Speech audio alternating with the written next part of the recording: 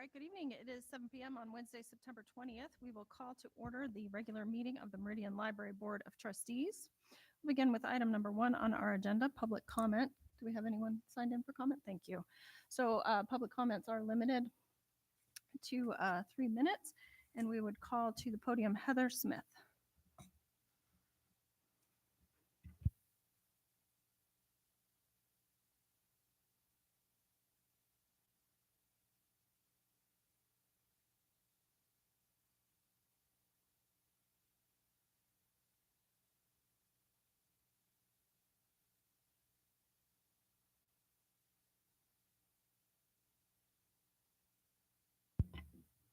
So thank you, Heather.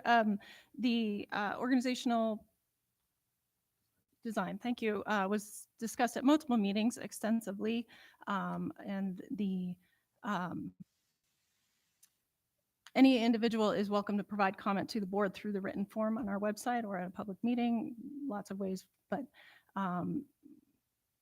the director is responsible for operations, not the board, so the board does not generally interface directly with the staff. It would be not appropriate to our role. However, we are always welcome to, we are always open to receiving comments through the channels that any member of the public could pursue. Anything else to add from the trustees?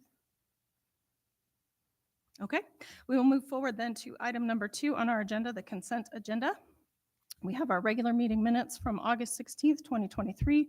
Consent agenda items are considered without discussion. I would entertain a motion.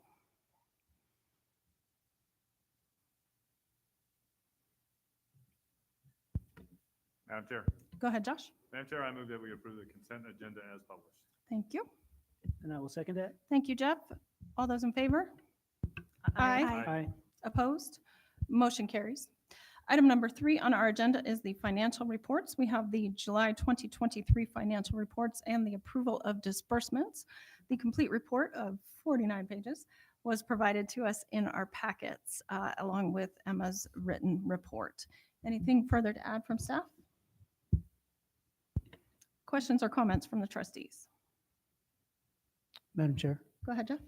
I noticed on the outlays there were 2 large charges for the consortium, both to Boise Public Library, one for Q1 and one for Q4. Is that, what was that? Did we miss a payment? There was a missed payment from Q1, so we had to make sure that we got it caught up before the end of the fiscal year. Got it. Thank you. Mhm. And then there was a $10,000 charge for Library Aware, EBSCO and Industry. What is that? That is the new newsletter, that platform that we will be using going forward Okay. for Thank you. both internal and external newsletters. Thanks. Additional questions or comments? Or I'd entertain a motion to approve. I move that we approve the July 23 financials. Thank you, Laura. Thank you, Destiny. Further comment?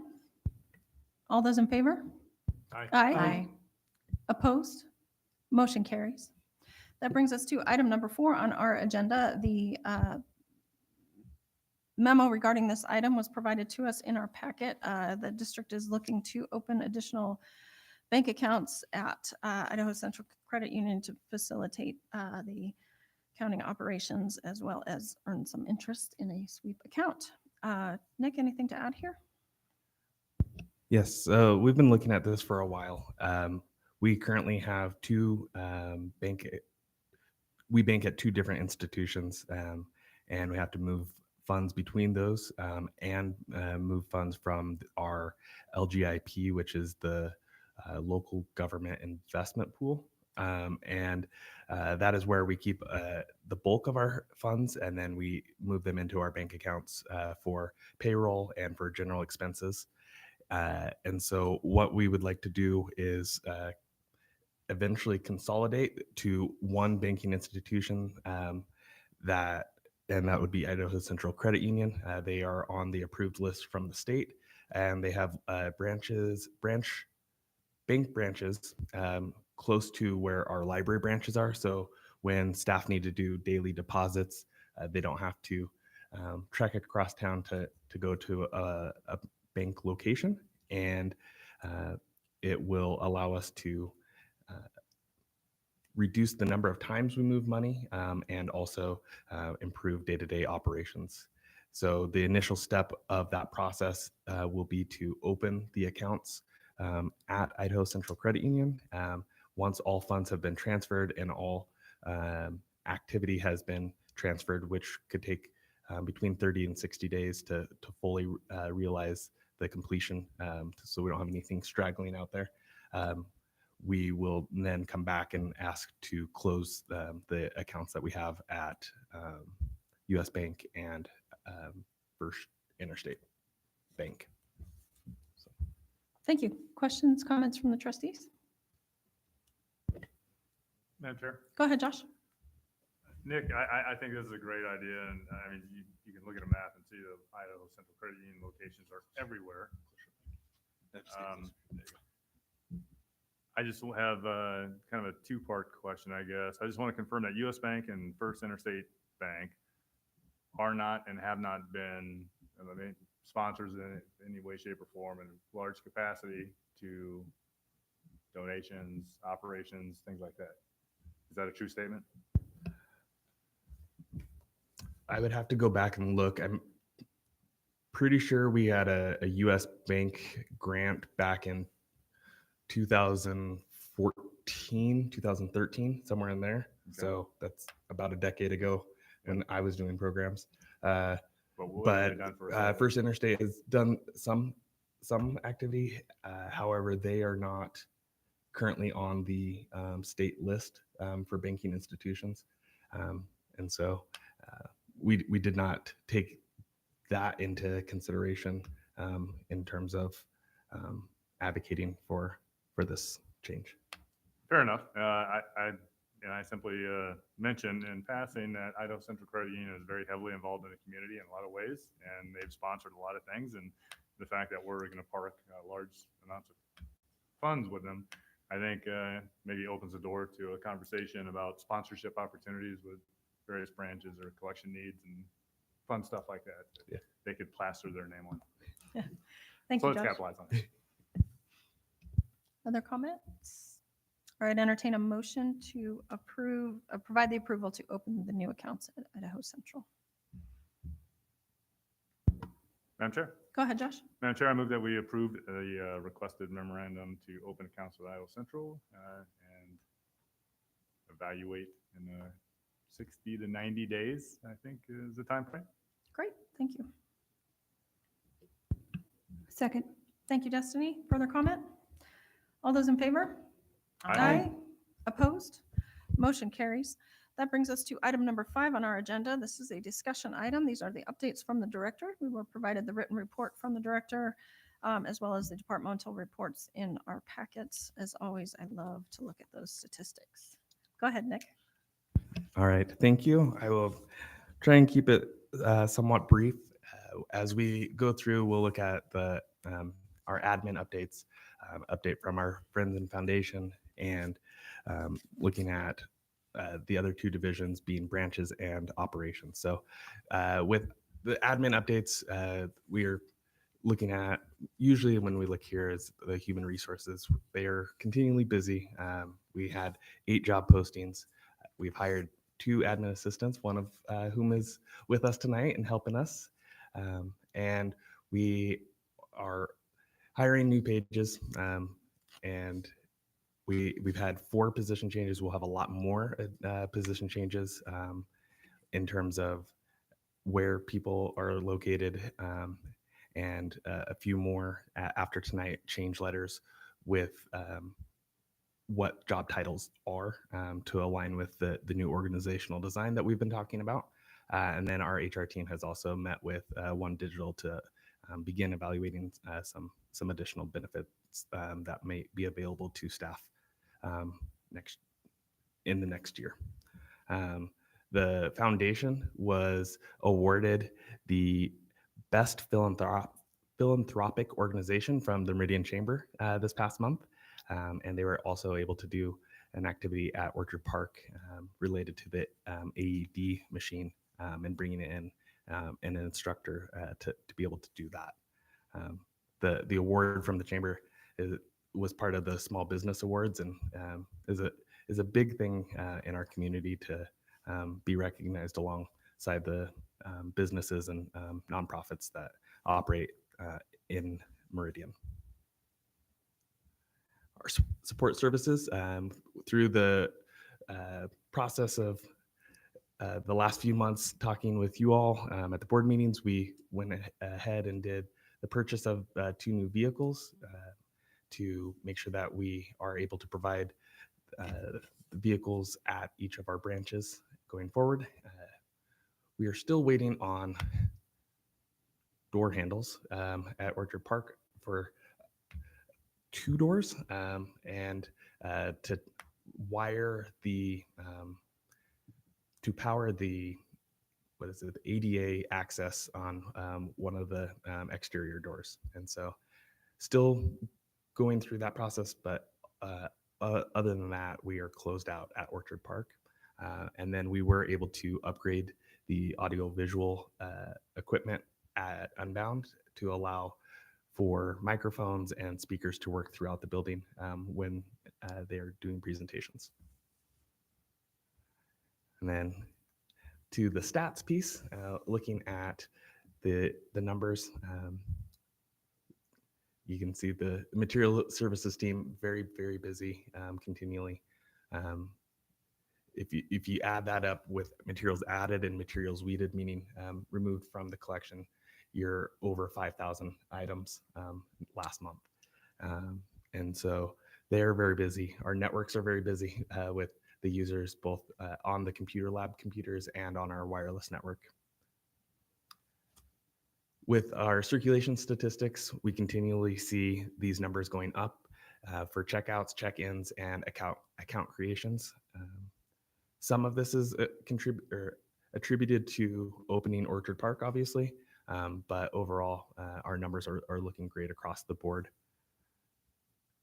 The one that has gone down, we've seen this for a while, is reference questions. That's, again, kind of a one that is kind of hit or miss on how those sometimes get recorded, but also just how people are using our spaces.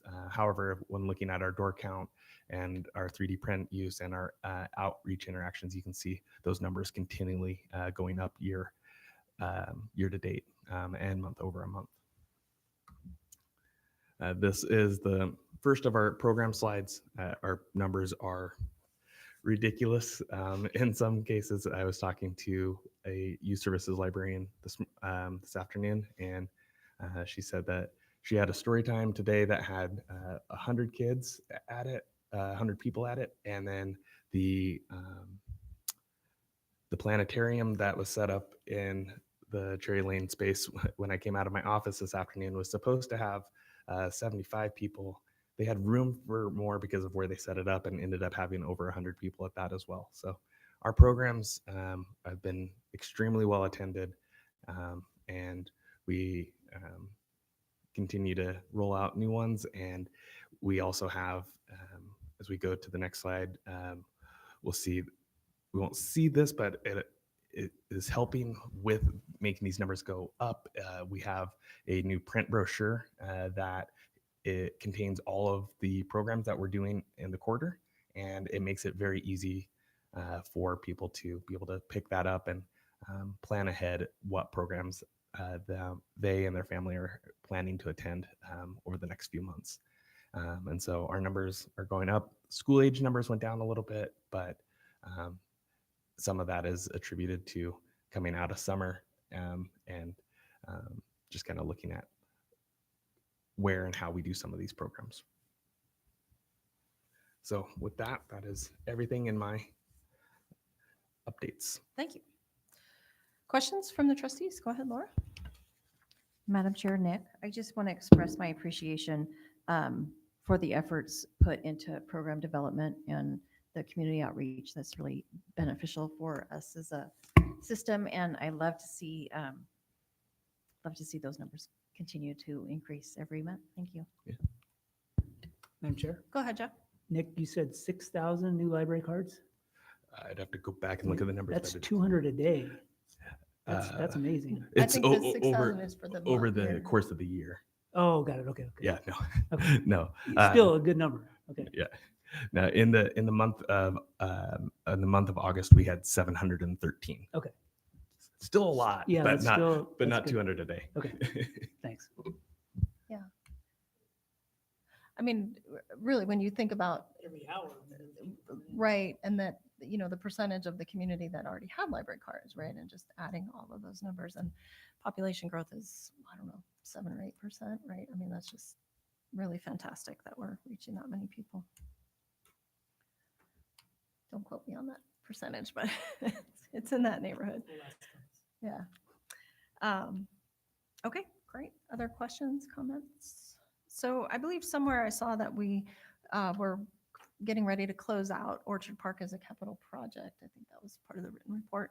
And so I just want to circle back on that item that's in the document about the final cost and make sure we've done that. Go ahead, Emma. We do have a formal request letter into the landlord and the original builder, and we are hoping to get that information back soon. Great, thank you. Just to remind the trustees, that's a component in the lease document is there's a purchase option 20 years down the road for the costs of the construction, the TIs and so forth. So we just wanted to make sure at council's recommendation that we capture that and agreed on that dollar figure. So when we are all off to other things, possibly that will be available. Okay, great. Any other comments here? All right, well, we'll move forward then to item number 6 on our agenda. We have 4 job descriptions to consider. We will take action on them individually, but we will talk about them collectively. Go ahead. So this is the final wrap up of the position updates related to the new organizational design that we've been talking about for several months. And we have a new position with the circulation coordinator.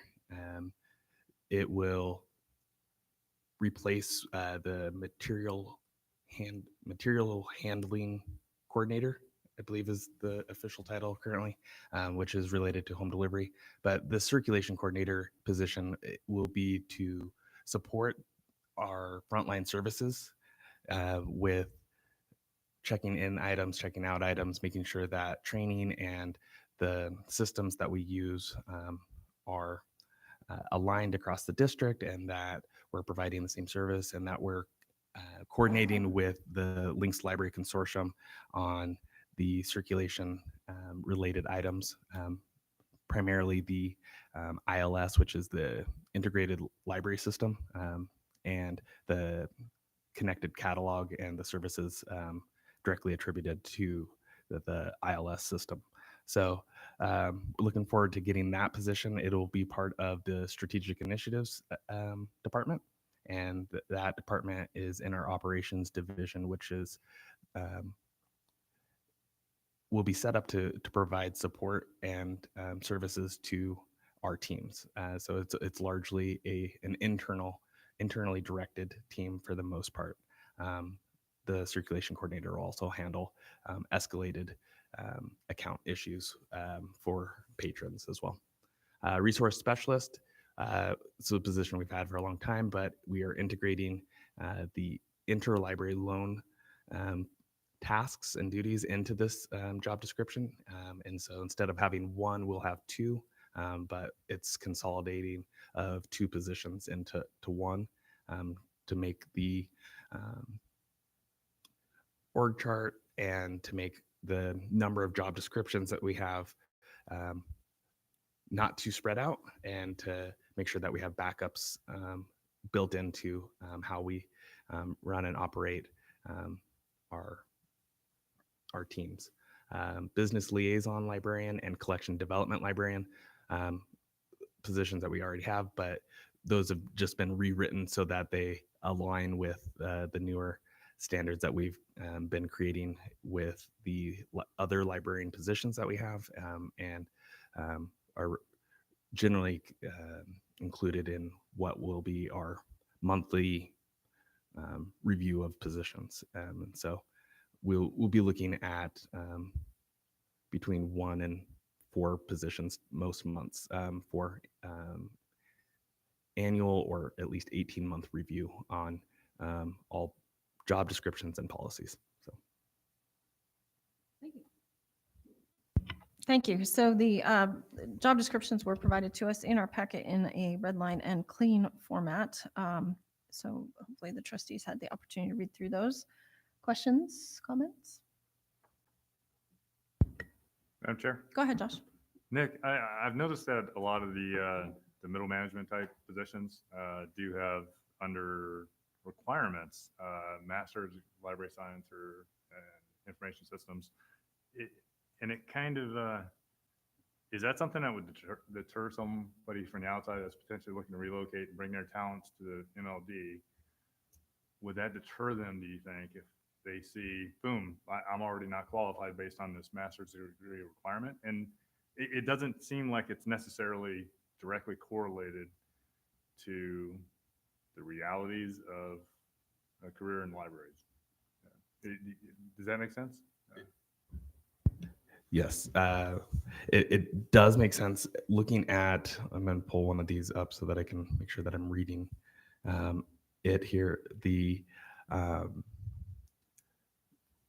with the ones that we have going through, we don't have that in any of the non-library positions tonight, I believe. I'm going to double check, make sure, but we have written it in a way that does not make it the sole requirement of any of the positions that we have. Right, the or equivalent experience. Correct, and that Clause. that is something that had not been in some of the positions previously. So we have tried to make sure that that is in there, but as a profession, that it's very common, if not almost completely prevalent across all library systems, especially library systems of our size, to have that type of requirement in there. But we have made sure that we put in the equivalent piece because Yep. it is not always applicable for us to have that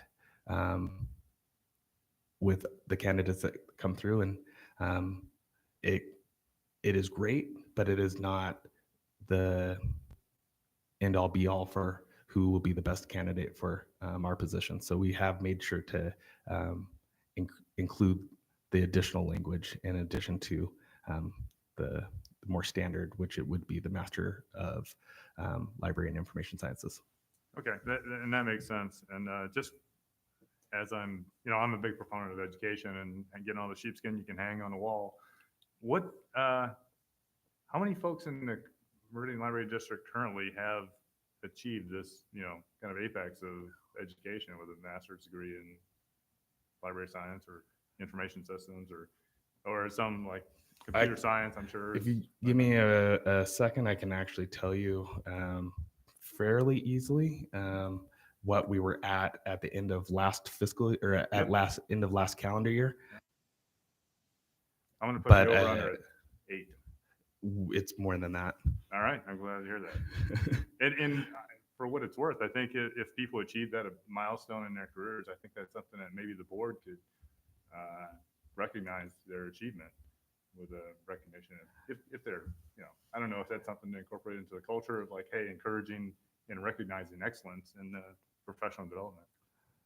So looking at it, we had at the end of last calendar year 7 people on staff that had declared that they had a master's in library science. That number is higher than that now.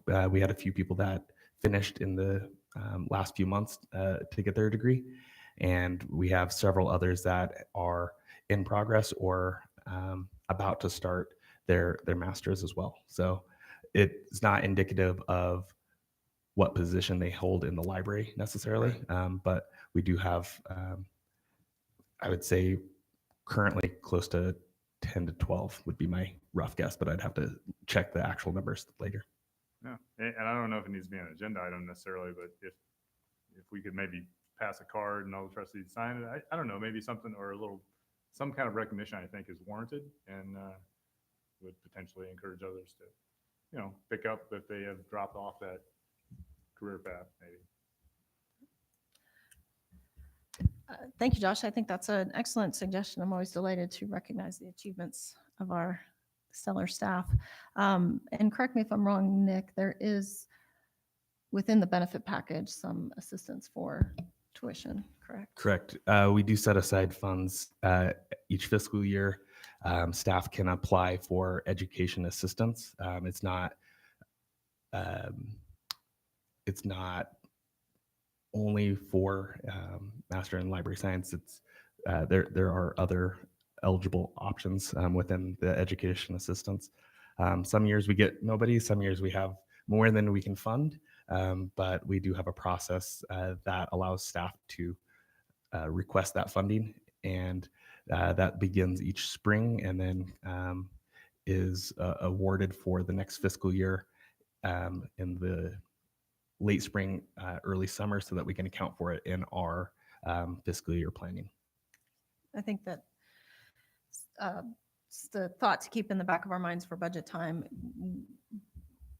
Were there folks that were interested that were not funded because we lack the resources in the current year? And is that something to be remedied in the future budget? It's a good question to ask when the time comes. Other comments? All right. Hearing none, then we will, as I said, take action on the items individually. We will begin with the circulation coordinator job description. Go ahead, Laura. I move that we approve the job description for circulation coordinator. Thank you. Second. Thank you, Destiny. Further comment? All those in favor? Aye. Opposed? Motion carries. Brings us to the resource specialist job description. Madam Chair, Go ahead, Destiny. I move that we approve the resource specialist job description. Thank you. I second. Thank you, Laura. Further comment? All those in favor? Aye. Opposed? Motion carries. Item C, the business liaison librarian. Madam Chair, Go ahead, Destiny. I move to approve the business liaison librarian job description. Thank you. I second. Thank you, Laura. Further comment? All those in favor? Aye. Opposed? Motion carries. And finally, item 6D, the collection development librarian. Madam Chair, Go ahead, Laura. I move that we approve the job description for collection development librarian. Thank you. Second. Thank you, Destiny. Further comment? All those in favor? Aye. Opposed? Motion carries. That brings us to item number 7, the salary schedule. We have this document provided to us in our packets in both clean and red line form. Little format change, but information that we have seen previously. And this aligns with the job descriptions that we just approved. Additional comment, Nick? Yeah, the format change was to simplify how it reads to an extent, namely because we will be putting it on the website per the board's recommendation. It will be on the employment page, and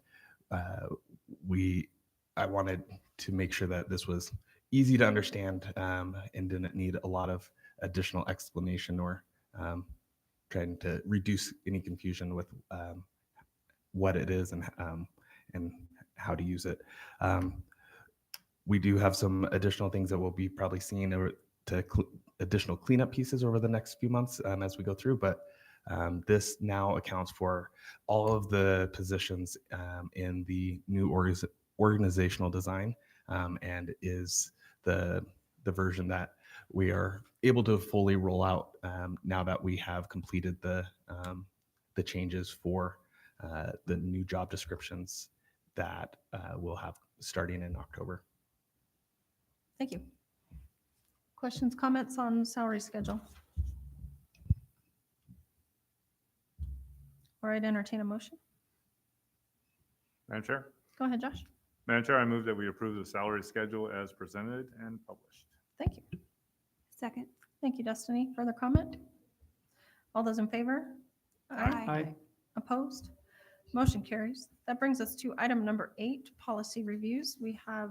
two updated policies before us tonight. We will begin, I should say one new and one updated policy before us tonight.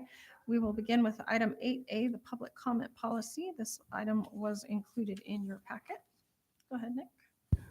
All right, so this is a policy that we have kind of talked about for a little while. It's a policy that a number of libraries that we've researched had in their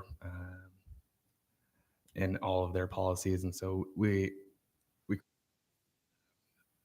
using the language that we found in other places and language that we'd been talking about in other policies. So that has been written. We do have a couple of changes, and Jeff might defer to you on some of these for your suggestions on that. But there was a typo in the section that says time cannot be ceded to another speaker. We need to change there, it looks like. And we have another one, or a couple more typos that we can fix as part of the amendment or as part of the approval. We'll just need to make sure that those are accounted for in the motion by, and we can talk it through, but just let you know, we have, when we go to make the motion, that we need to make sure that you include the action to clean up the typos. So, and then with the collection development policy, I'm sorry, can do we you wanna pause stop? on that Yeah. one and address? So questions, comments from the trustees?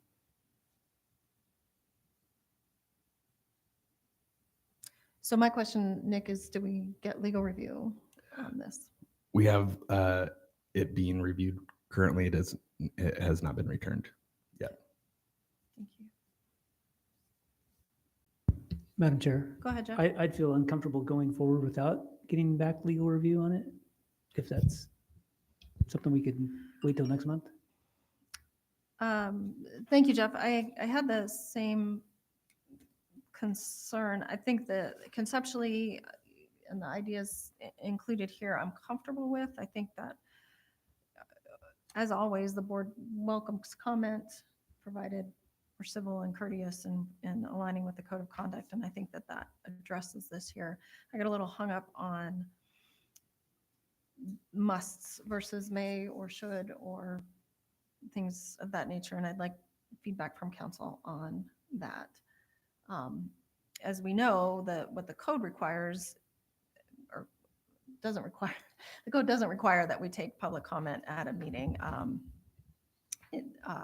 That's very clear. So we do have the latitude to set the ground rules for how long the public comment period is and whether any particular meeting agenda includes it or not. So, but I would nonetheless like legal review to make sure that we're within the guardrails that we need to be. Other comments or questions? Go Madam ahead, Chair. Josh. As I reviewed this policy, I didn't see, and I could have missed it, but public comments should only be taken for agenda items specifically or general feedback, correct? Yeah, because it doesn't really say this, those say it quite like that throughout this document. So members of the public could sign up to provide comment and talk about things that are not relevant to the meeting agenda and not be productive necessarily. So I think there ought to be some kind of verbiage that directs public comment to either be general feedback in nature or a specific agenda item for that meeting's agenda, which has been publicly posted. Is that reasonable? Thank you, Josh. Madam Chair, Go ahead, So- Jeff. I'm okay with pretty much an open forum for items because there may be some items that we haven't thought about that should be on a future agenda that may come through a public comment. But I understand you don't want to waste people's time talking about things that are not at all related to the library, but I think I'd be fine with a wide latitude if it was library related. Right. I would echo that. I'm just a little bit hesitant to put an absolutely rigid requirement. I think Yeah, I think fair enough. if we had an extremely full agenda, we might limit the public comment period so that we could move on to our other business. Right, a little bit of flexibility depending on what other business the board has before it and so forth. We do ask that folks address library-related topics, but I think having the option to bring forward an issue of concern that is not on our agenda is okay. Provided, of course, that the commenters are adhering to the code of conduct and, those kinds of things. Fair enough.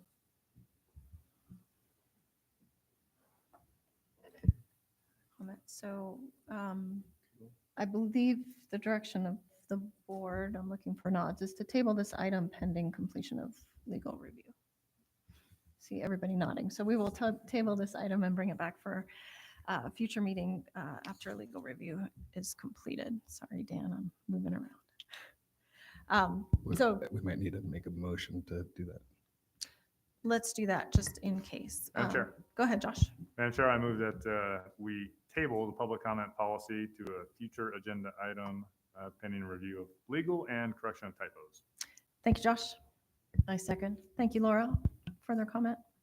All those in favor? Aye. Opposed? Motion carries.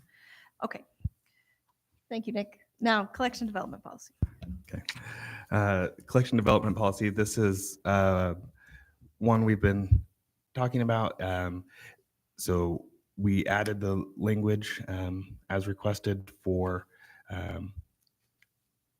having an option to select what additional options we would want, or that the requester is asking of the item that is being requested for reconsideration, and then also just cleaned up some of the language and formatting of the policy additionally. But primarily the focus was on making sure that we had it set up for that request that had been talked about over the last 6 months here at the board meetings.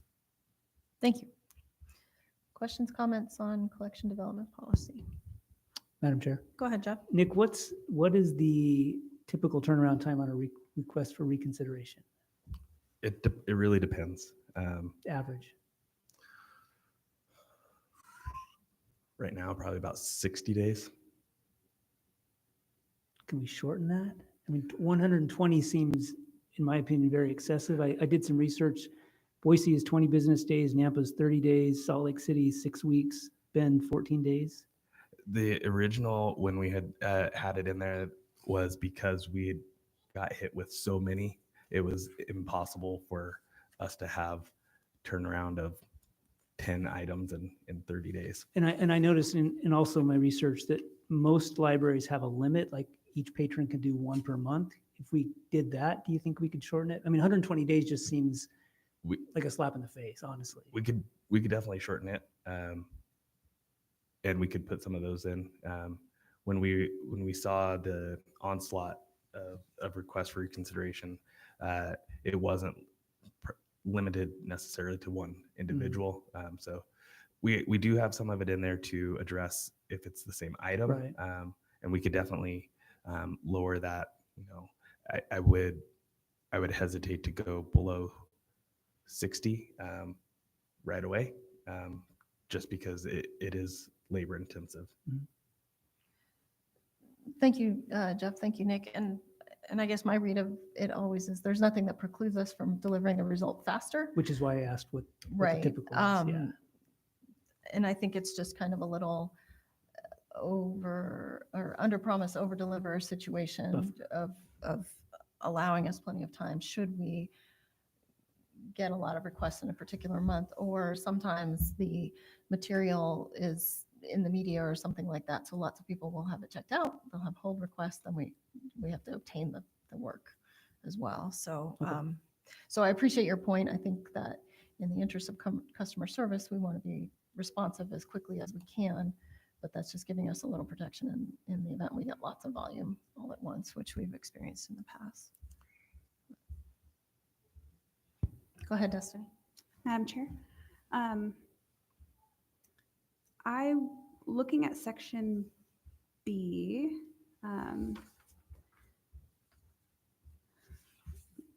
there's a text beginning, in selection, consideration is given. I'm looking at the red line Mhm. version. Nick, is that all new text? That's been added? That is added. This was text that was was pulled from another library's collection development policy. Okay. The way that it's worded is a little clunky and not super clear. So I don't know how I can like rework it and then give it to you. But I don't know how I guess, make a motion to kind of just make that language more clear.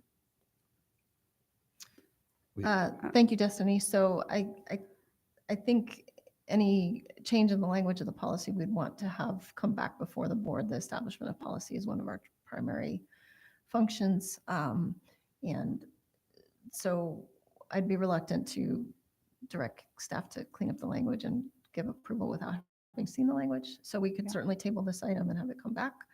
And if you had suggestions, you could provide those directly to Nick before us as well. I think there's a little bit of repetitiveness of the section above, or trying to communicate the same ideas using different words, which I think is important for folks to understand.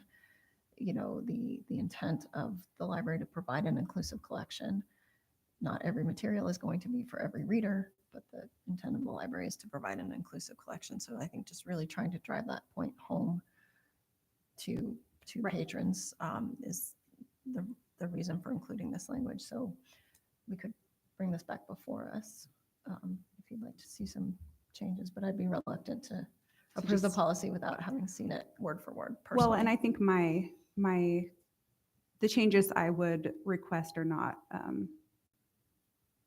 they don't change the intent of the language. It's just, for example, resources are not to be excluded solely on any one of the following. I'd say based solely on any of the following, or solely based on any of the following, right? So it's just more maybe standard use of that phrase.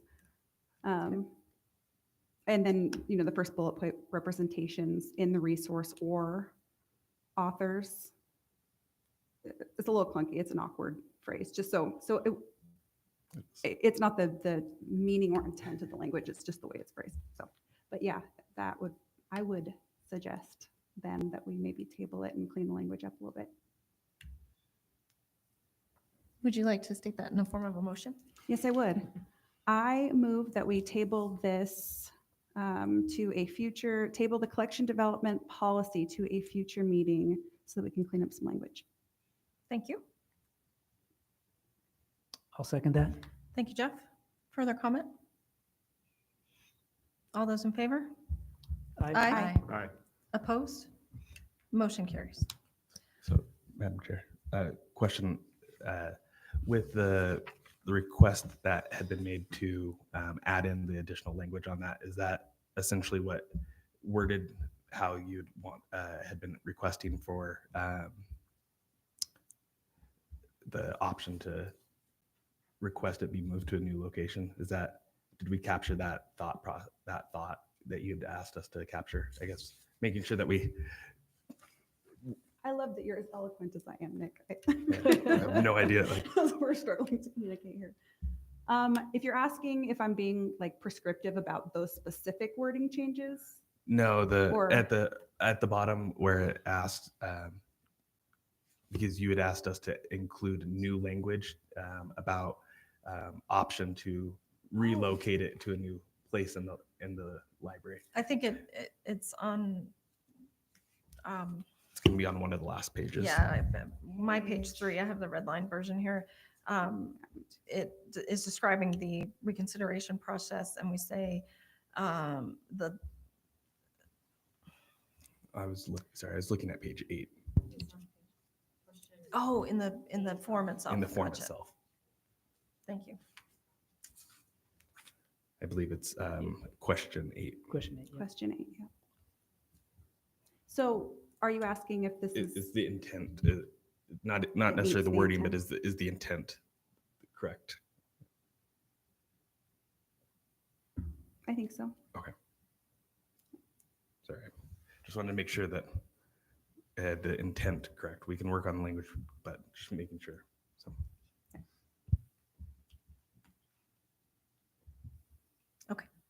Thank you. And confirm for me, trustees, we closed that motion with a vote, right? Yes, we did. Okay, thank you. No problem. Okay, that brings us then to item number 9 on our agenda, the 2 proposals provided to us through MSR. This is a discussion item for us tonight, and both of those proposals were included in our packets. Nick? So there's not a ton that we can do on this based on some of where we're at with legal review. So I would recommend keeping the discussions fairly sparse in terms of commitments or anything to that nature. What we're looking at is, as we talked about during the budget process and the lead up to it, is doing a master facility plan, or as they're now being called in a lot of places, a facility comprehensive plan, and then also a strategic plan. Facility plans are typically 10 years in nature, and strategic plans are routinely 5 years in nature. Having them go at the same time so that we can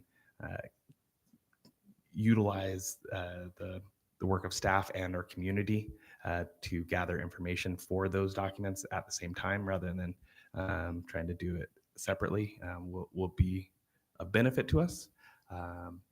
The trouble that we're seeing with the proposals as submitted are that they are higher than we had anticipated, and we need to make sure that we follow the proper laws and rules in place for making a purchase of that magnitude. And so before we can go forward with the proposals that we have or potentially open it up for RFP, we need to have legal review. But this is provided to you so that we can begin the discussion of what those documents are and why, and the importance of having them, and any general direction that you have regarding those and the creation of those documents. So thank you, Nick. I'm just going to restate what I heard.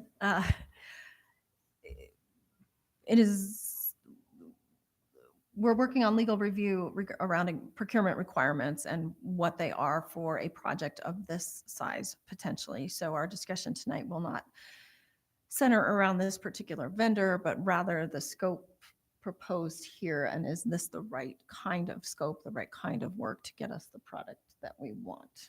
Is that accurate? Okay, thank you. So with that caveat, comments on the proposals, questions on the proposals?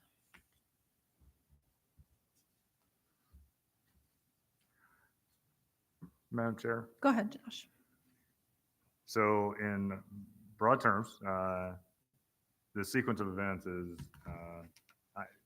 correct me if I'm wrong, we would potentially have to do an RFP or RFI or some kind of request to the general community and have a bidding period and process to select a vendor of our choice. And ultimately, the end product is to provide us documentation or a study result about the strategic direction, and on one hand, and on the other hand, the comprehensive facilities plan, kind of the long game. Is that an accurate statement? Correct. Yeah, the facility comprehensive plan gives us a real-time status report of our facilities and the systems within them, and the 10-year projection of where our facilities and our facility planning will need to go to get us to the 2034. And then The strategic plan would get us from 2024, 2025 to 2029, 2030. And having them align with each other allows us to make sure that they are kind of in lockstep with one another so that they mesh well. I guess kind of what, on the one hand, based on the impact fee advisory committee in Meridian, that was a great learning process. And we actually did hire consultants that came in and, looked at all aspects of community growth and development and population and trends and that sort of thing. On the one hand, I think having information is good. Obviously, for us in a leadership position to make informed decisions about expenditures and focus items and that sort of thing. On the other, it does seem like a lot of money potentially for someone to tell us something that we might already know, particularly in regards to the facilities plan. Am I missing something potentially? I'm sure I am. So please, kind of flesh out a little about where $100 grand worth of advice is going to tell us stuff that we don't like. We already know, Terry. Yeah, we got HVAC issues. We got, aging systems and it just seems like a large amount of money potentially for somebody to tell us, hey, here's where your strategic direction should be, when that's our job as the board, right? To kind of work with staff and help flesh out a strategic development plan to better serve our community. Is that accurate? Or make sense? You want me to answer? Go ahead. Yes, it does make sense. We have done these internal, both of these have been done internal in the past, and they've also been things where we brought in consultants to help with this as well. This is not something that I would necessarily recommend every time having a consultant, especially with the strategic plan. It's typically something that you can do in-house every 5 years, but it's good to have an outside consultant come in so that you don't try and carve out a couple hundred hours of staff time that has not been accounted for, and that means if we were to do it internally, those hundreds of hours are then taken away from other services and whatnot. Additionally, they are able to bring in national trends, be able to look at demographics a little bit differently, and it is a great opportunity to have the experts in their fields provide us with the information rather than us solely doing research, especially with the facility plans. The facility comprehensive plan it incorporates engineers, architects, planning, city officials, and looks at all aspects of the facility related items. And so having that expertise is extremely valuable and not something that we can fully duplicate or replicate internally.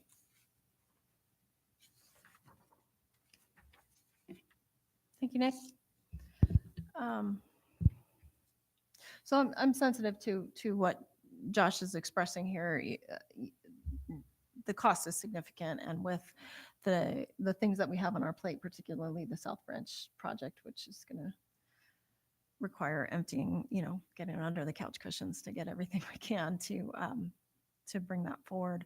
I'm sensitive to the dollars being spent. In my time here on the board, we've gone through a couple of these processes, one where we've used outside consultants and one where we haven't. I think there is value.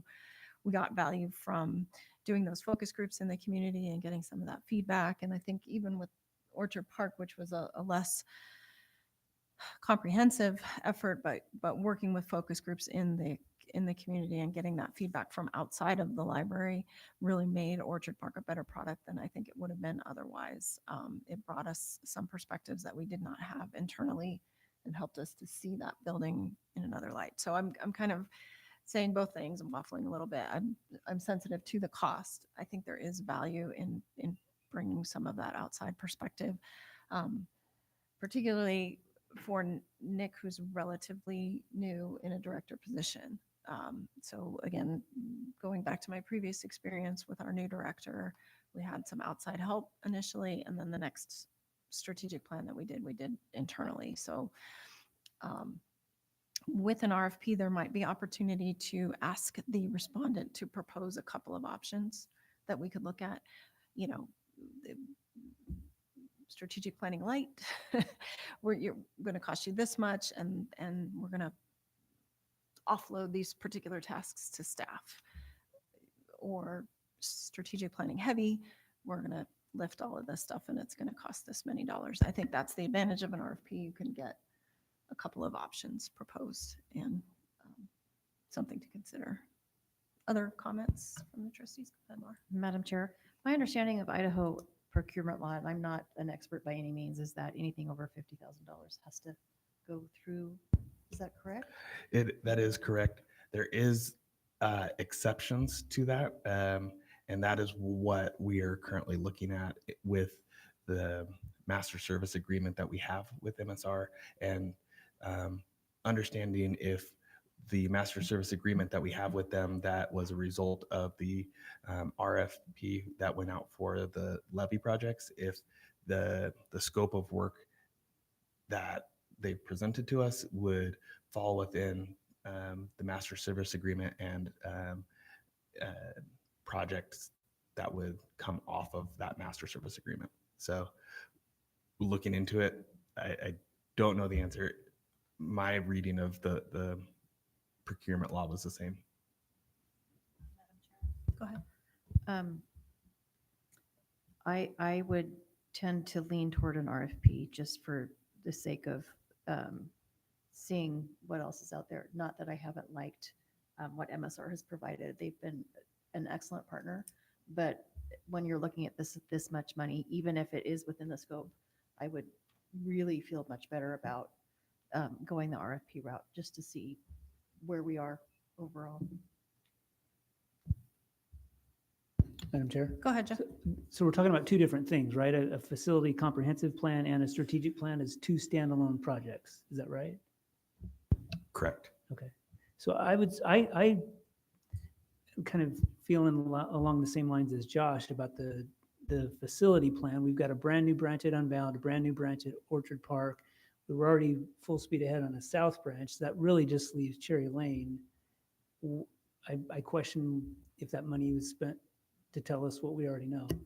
And so that's my hesitation, but I'm not opposed to doing an RFP either. I think I don't disagree. The one other aspect is making sure that we are planning ahead for that 10, 20 year mark. What do we do with our Spanish Way property? What do we do with when we do making sure that the renovation of Cherry Lane is integrated in, because those plans are not yet set, making sure that what we do design is fully in line with what the next facility plan, next 10, 20 years need to look like, so that we're designing to meet, also projecting so that we don't inadvertently cause additional things that we have to plan around in the future. Sure. Yeah. I appreciate those comments, Nick, and I think I guess that's where I was thinking that this facility plan would go. What happens after the Cherry Lane renovation is completed, as our community continues to grow at a very rapid pace, as there's some consideration on putting a library in West Boise, and what impact does that have as our districts bump up together, Ada community, what's happening with them, and how we're interacting with our neighbors in the region. So all of those kinds of considerations, as we know, funding for capital projects is challenging. We've had 2 failed bond measures before we did the levy. And, so that advanced planning and getting ready for the next thing is advisable because it can take a very long time. And I think Orchard Park and South Branch are definitely behind the need for those locations, not ahead of the need for those locations. So, The two biggest opportunities and challenges that we will have as over the next 10 years are roadway projects that have been announced or started with the extension of Highway 16 from Chinden to the interstate, basically running down our western border, and then the eventual construction of the Linder overpass, and the connection to it on the south side is directly next to the property that we own over there. And so both of those have some major long-term challenges and opportunities for us. The biggest challenge looking at population growth is looking at where the next big boom is going to be, and it looks like it's most likely going to be in that northwest section of town, coming in from the Highway 16, over in the what they've named the Fields Division. That's a 4 square mile area, and also in close coordination with where the Hawaii High School opened last year. So we have some real interesting growth pieces that are going to be shaping our community now and for the next couple decades. So should be interesting. Madam Chair? go ahead, Josh. Oh, sorry. I think the having consultants to give input, kind of shifting away from the facilities thing to more of the strategic plan and vision. I am sure that they can bring a lot of best practices from other library systems that they've consulted with across the country, but I think there's value that we offer as far as Nick's, grand strategic reorganization of the HR at this library system. I think that's something that could be compartmentalized, and Nick can do some consulting with other branches potentially. And I think there's a lot of things that it wouldn't be just a one-sided thing. I think we have a lot of best practices that would be potentially adopted by other branches as well. So, not to discount, but hey, maybe we show them what we got and they, cut us a break on the rates or something potentially. Thank you. Madam Chair, Go ahead, Destiny. can I ask, and forgive my ignorance on this, did MSR design, are those the folks who designed Orchard Park? Correct. Okay. MSR, they're the ones who won the RFP from the Levy project, and they designed the remodel of Unbound and the Orchard Park branch. Okay. And the intent is for Cherry as well. Correct. Okay. Yeah, I think for me, just regardless of what you find out from Department of Purchasing, is that, We're going through our legal right now. oh, legal, okay. Yeah. Just, I think an RFP process, especially if this is standard, if other proposals that we saw would be close in price to this, I think it makes sense to go out for proposals on it. Thank you, Destiny. Further comments? Okay, so this is a discussion item for us. No action on this item this evening. Hopefully Nick has received good direction from the trustees on next steps, and we will look forward to a report from legal as to what the requirements as well as options are in terms of procurement. I think that's all I have on this item. Seeing none. So that brings us to item number 10, executive session. I I would move that we go into executive session pursuant to Idaho Code 742061C, discussion about regarding to acquire an interest in real property owned by a public agency. We will roll call in for executive session. Josh? Aye. Laura? Aye. Jeff? Yes. Destiny? Yes. And I'm Megan, yes. It is 8:05 and we are in executive session. So thank you. We'll have you, the public, step out.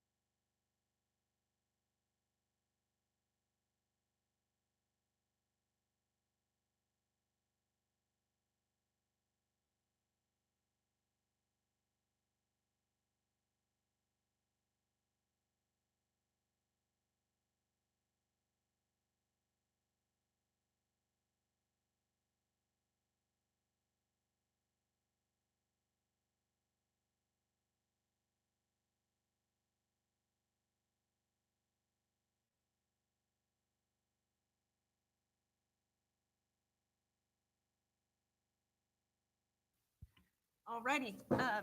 Thank you, everyone. So that brings us to item number 11 on our agenda. This is an action item before us. What we are being asked to do is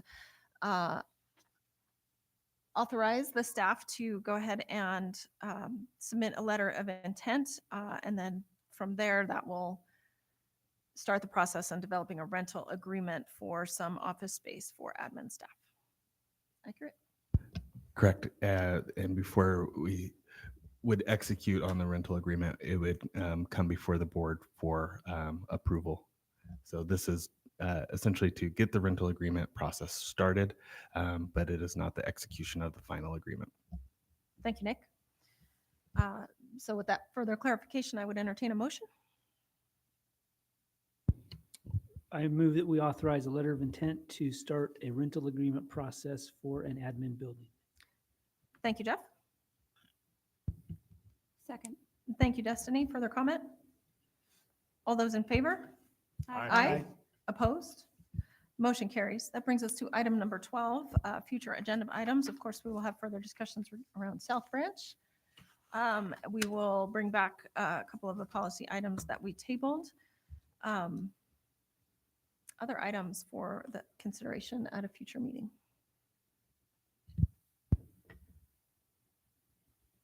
Madam Chair, Go ahead, Josh. I think it would be useful to have a start taking a look at the Spanish Sun property and applications in the future potentially, because it's been on our books for 15 years, is it? It may be longer than Or that. I thought I saw an 07 reference, but I would have to double check, but it was between 2006 and 2009 that property was purchased. Yeah. From my But, recollection. like other than the fact that it was overgrown with weeds, I don't really know anything at all about it. I think we should, talk about maybe. All right. So we'll have a discussion about that property, its history, potential applications of that property going forward. Other suggestions? Of course, you can always email the director direct for items that you would like considered for a future agenda as well. As the hour grows late, we will. There, it is 8:53 and we are adjourned.